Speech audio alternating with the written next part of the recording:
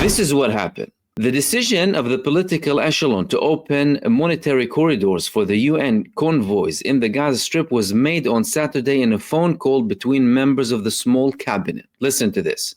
A senior official close to Prime Minister Benjamin Netanyahu called National Security Minister Itamar Ben-Gvir on Saturday night and informed him of the decision, claiming that it was decided not to invite him and Finance Minister Bezalel Smotrich because they didn't want them to desecrate the Shabbat. Ben-Gvir was furious. Just excuses. You didn't want to bring us so that we wouldn't tell you our opinion. This is a big mistake. Delusional. You didn't include me because you knew I was against it. Very serious. So what did Netanyahu do? He basically had a cabinet meeting and excluded these two ministers because, according to him, and the excuse was they can't attend meetings in the Israeli Shabbat because they are religious people. Clearly, he made that decision behind their back to allow the aid inside of the Gaza Strip because he knew very well that these people are against it outright. What else happened where there were multiple reports about aid going in, dropped aid through the air from the United Kingdom, Jordan, and the UAE and Egypt. All of that is very serious. All of a sudden, there are developments on that front and everything is happening very quickly. After this pessimistic round of the United States, we'll get to that in a second. There's another very important thing that's going to happen. From tomorrow, there's going to be a humanitarian ceasefire inside of the Gaza Strip. Again, reports inside of Israel that are not making it as headlines. These are like flash news reports coming from like Ynet, for example, in Israel. What are they saying exactly? A humanitarian ceasefire was decided to be held in the Gaza Strip beginning tomorrow and will take place in several locations, including the north of the Strip. At least one location will have a ceasefire at 10 a.m. What do you mean all of a sudden a ceasefire? When no one told us that the ceasefire is beginning. Are they beginning like a pilot of a ceasefire?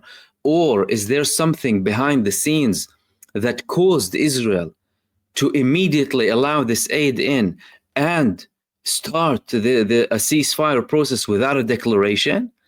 And Netanyahu not inviting Itamar Ben-Gvir and Bezalel Smotrich and allowing the UN to distribute aid, something that he has been against for years now, for over a year and a half. He has been against the UN, calling them supporters of Hamas, and Hamas operate with them and all of that. All of a sudden, allowing other countries to drop aid, all of a sudden talking about what happened exactly. Was the American move something intended to apply pressure on Israel? That's something that we discussed yesterday as a reason why the United States could have done this move, because it was reported that their move was there to apply pressure on Hamas. But I spoke about the potential of that being actually pressure on Israel. So was it pressure on Israel? With the American administration saying the complete contradicting statements, blaming the Palestinian side? What happened exactly? Clearly something happened behind closed doors, and now we're seeing some of the results. There were also more statements coming out today from senior figures in Hamas. One of them is called Ghazi Hamad, who said that talks are resuming this week. The talks are starting again, which also clarifies that this move that was coming from the United States administration had something that wasn't really published to the media. They clearly had certain threats coming to the Israelis primarily without an outright public declaration of it that told them, let's push it there. However, there is another scenario. And that scenario is we are heading towards the end of July. We are heading towards the holiday of the Israeli Knesset, 2 months, 2.5 months approximately of a break of the Israeli Knesset, during which no moves can be taken against Benjamin Netanyahu to threaten his coalition.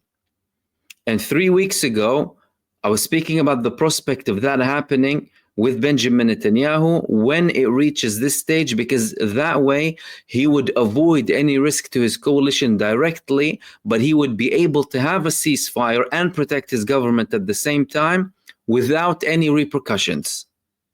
And when the time comes, just before the Jewish holidays in Israel, he would have more reason. He would have already created a precedent.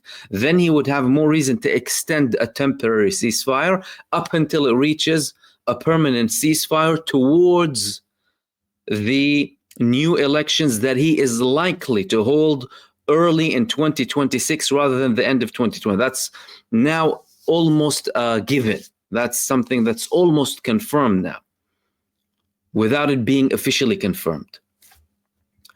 So we're seeing progress here, and we're seeing things that are totally contradicting the statements that came from the United States about all of the talks collapsing and blaming Hamas, and everything is ending and the world is going through hell. Gaza Strip is going to go through hell again.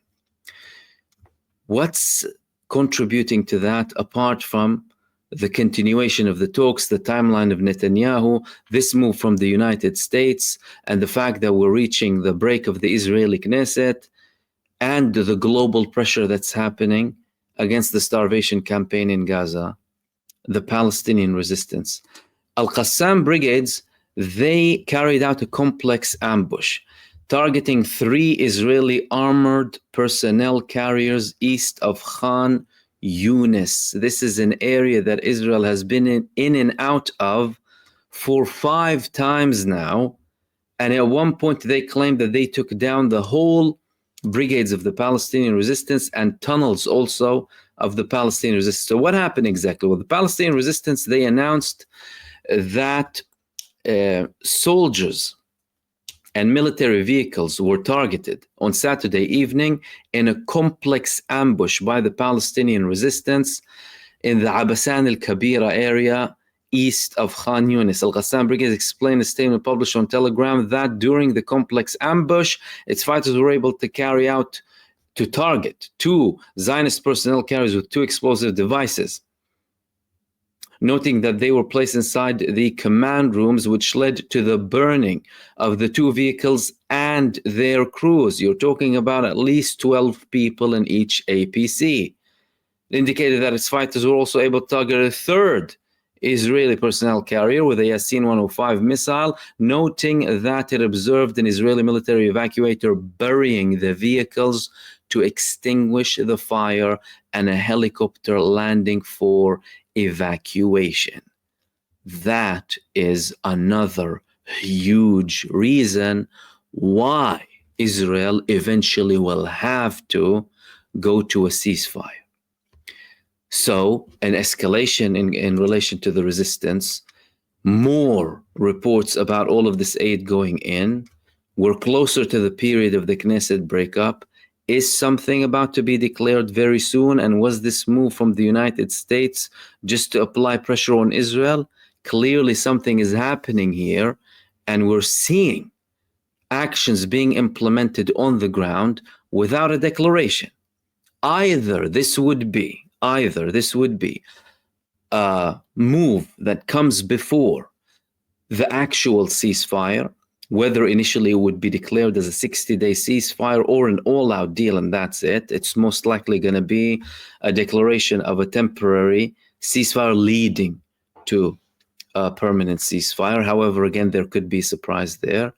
2, the second option, we're seeing a similar period to what I called at the time an undeclared or unofficial semi-ceasefire at the time, when there were humanitarian ceasefires. More aid was going in, people were going back to the north of Gaza without there being a declaration of a ceasefire. So that could be a move coming from Israel to lift the pressure that is being applied on it by the global protests, of course, applying pressure on their governments to act and apply more pressure against Israel. However, Netanyahu would continue with whatever he wants to do inside of the Gaza Strip, even after they come back from the holiday of the Israeli Knesset.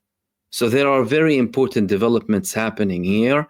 And in the next few days, there will be more clarifications whether things are going towards a de-escalation or not. But what's for sure is on the aid front, something is definitely happening, especially with the fact that Israel itself and the IDF itself is confirming in their own statements that they are about to allow the UN to allow aid in, with Benjamin Netanyahu excluding Bezalel Smotrich and Itamar Ben-Gvir from the meetings that confirmed this decision, only for him to later on confirm it with them over the phone.